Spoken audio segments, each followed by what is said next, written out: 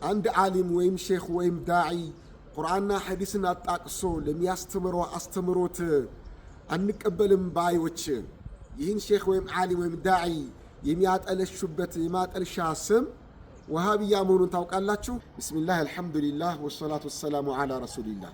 ውድ ወንድሞች እህቶች፣ በተለያየ አጋጣሚ እከሌ ወሃቢያ ነው፣ እከሌት ወሃቢያ ነች፣ እነ እከሌ ወሃቢያ ናቸው ወይም አንተ እሷ እየተባለ ሲወራ ሰምታችኋል ብዬ አስባለሁኝ። እስኪ አንድ ገጠመኝ ላንሳላችሁ።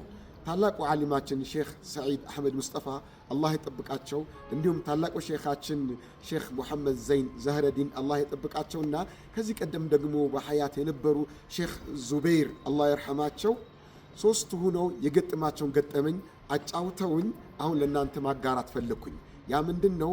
ወሎ ኮምቦልቻ ላይ አንድ ክስተት ይከሰታል። ያም ክስተት እዛ ላይ በጣም ታላቅ ሼኽ ዓሊም ነበሩ። እኚህ ሼኽ ዓሊም ሰውን ያወግዙ ነበረ። ምን ሐቅን የሚናገር ሰው ቁርአንና ሐዲስን ጠቅሶ የሚናገርን ሰው ወሃቢያ ነው፣ እክል ወሃቢያ ነው የሚል ሐሳብን ያንጸባርቁ ነበረ እና በአካባቢ ደግሞ ያለው ማህበረሰብ አብዛኛው ሙስሊም በሚባል መልኩ ጠጅ ቤት ነበራቸው። ሴቶቹ ሴተኛ ዳሪ ነበሩ። ሰው ሰላት አይሰግድም፣ ከመስጂድ ርቋል። በጣም ይሄ የከነከናቸው ቃልቻዎች ዑለማዎች ሰብሰብ ብሉና ምንድነው የኛ ድርሻችን? ሰላት ማይሰግደው ሁሉ በሞተ ጊዜ ብቻ ጀናዛ ወደኛ ይመጣ ምን ሰግደው እንዴ? እኛ እንደነከሌ ፍትሃት አድራጊዎች ነን እንዴ? ለምንድነው በህይወት ያለ ወደ መስጂድ ማይመጣው? በሞተ ጊዜ ሬሳውን ብቻ ተቀበለ የምንሰግድበት ምንኛ ስራ ነው የምንሰራው? ይሄ ልክ አይደለንም ስራችን። ስለዚህ ለህዝብ አንድ ነገር ማወጃ አለብን ብሎ ይስማማሉ። እሱ ምንድነው? ሰላት በማይሰግድ ሰው ሰላተል ጀናዛን አንሰግድም ብለን ማሳወቅ አለብን ይላሉ። ቃዲቻዎች ሰብሰብ ብለው ዑለማዎች ይህን ሐሳብ ይስማሙና ታላቁ ሼኽ ጋር ሂደን እሳቸውን እናሳትፍ፣ እሳቸው የሌሉበት ተቀባይነት ላናገኝ እንችላለን ብለው ወደ እሳቸው ለሚተስማሙ እሳቸውም ጋር ሄዱ። ለእሳቸው ሐሳቡን አነሱላቸው። እሳቸው ምን አሉ? ይሄማ በጣም መፈልገው አይደለም እንዴ? በጣም መመኛው አይደለም፣ እንዲሁም አንደኛ መፈርመው እኔ ነኝ ብለው አሉ። በእሳቸው አንደኛ ፈራሚነት የሌሎቹ ዑለማዎች ስም ተጨምሮበት አዋጁ ታወጀ፣ ለህዝብ ተነገረ። የዛኔ ህዝብ በጣም ተቆጣ፣ በጣም ተቆጣ። ማን ነው ይህ ህዝቡ? አስካሪ መጠጥ ቤት ያለው ሴተኛ ዳር የነበረው ያ ሁሉ በጣም ይቀየምና ምን ያደርጋል? እነዚህ ዑለማዎች መሪያቸው ማን ነው? አንደኛ ፈራሚው ዋናው የሀገሪቷ ሼኽ እከሌ ናቸው ይባላል። ስማቸው መጥቀስ ስላልፈለኩኝ ነው። አድማ ይደረግባቸዋል በእኚህ ሼኽ። ምንድነው አድማው?